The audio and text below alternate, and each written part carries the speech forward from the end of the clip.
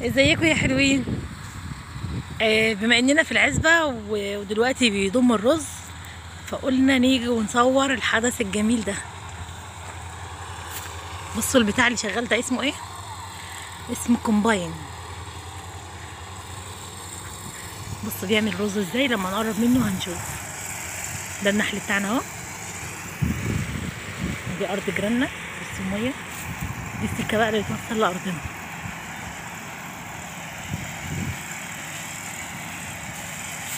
بصوا شغال ازاي.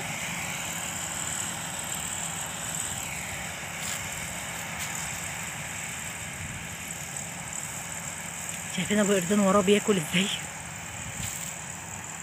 دول العصافير فوق بترفرف ازاي. يا رب الحاجات دي كلها تكون واضحه. بحب قوي الوقت ده من السنه. الارض بقى اللي هناك اللي جنبنا دي اصلا ارض اتضمت،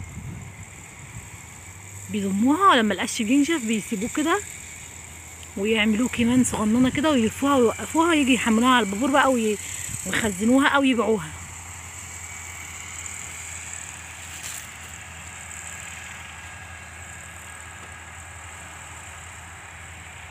شايفين ماشي بانتظام، بيحطوا اصلا القش بانتظام ازاي. بياخدوا رز بقى يروح يفضيه، هوريكم بيفضيه ازاي دلوقتي.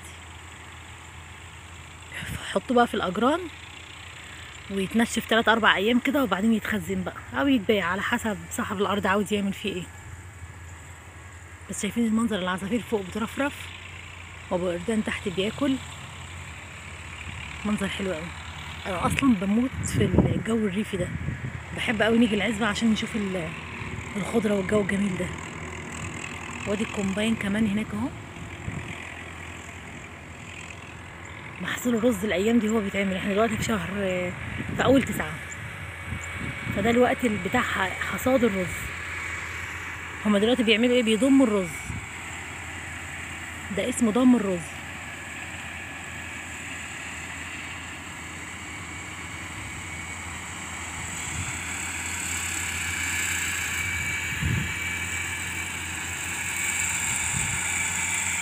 بيروح بقى يفضي عند البيت في الجرن بقى. هو كده راح يفضي لان كده الخزان بتاع الرز اتملى. هو بيقطف الرز من القش ويسيبوا القش في الارض وياخدوا الرز يروح يفضيه.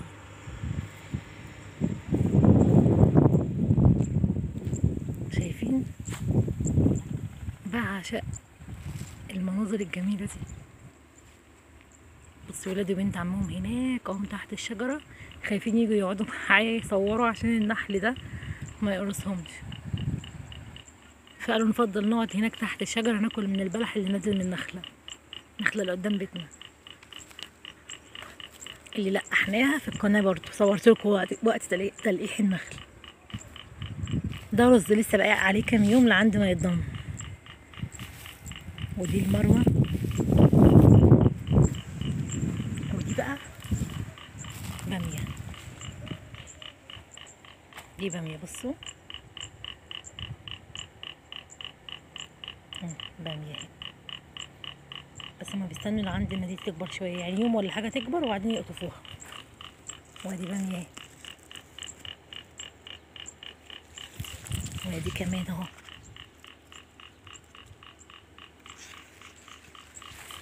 الاراضي دي يعني خير.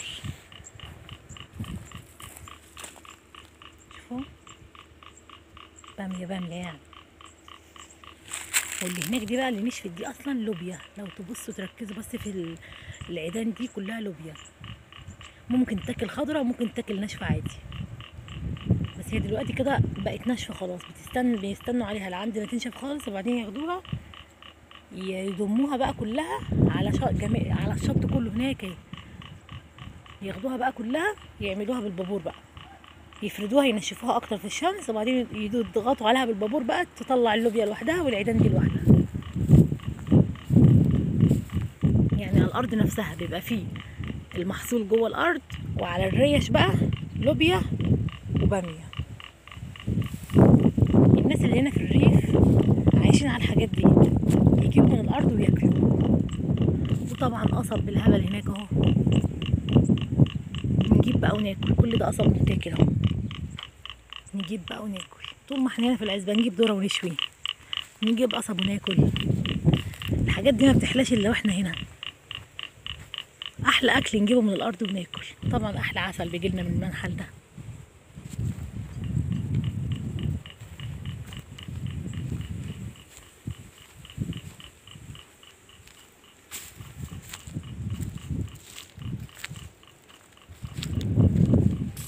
بحب قوي شكل الميه وهي ماشيه في المروه كده.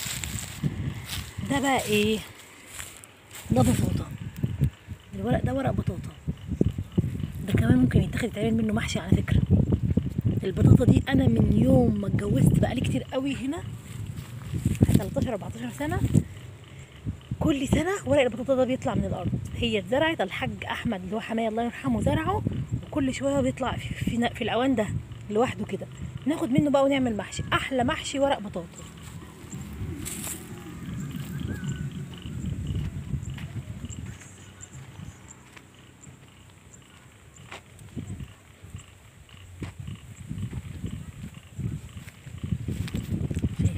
شايفين الجمال؟ الواحد يجي هنا وينسى همومه ويغسل همومه والله. روقان.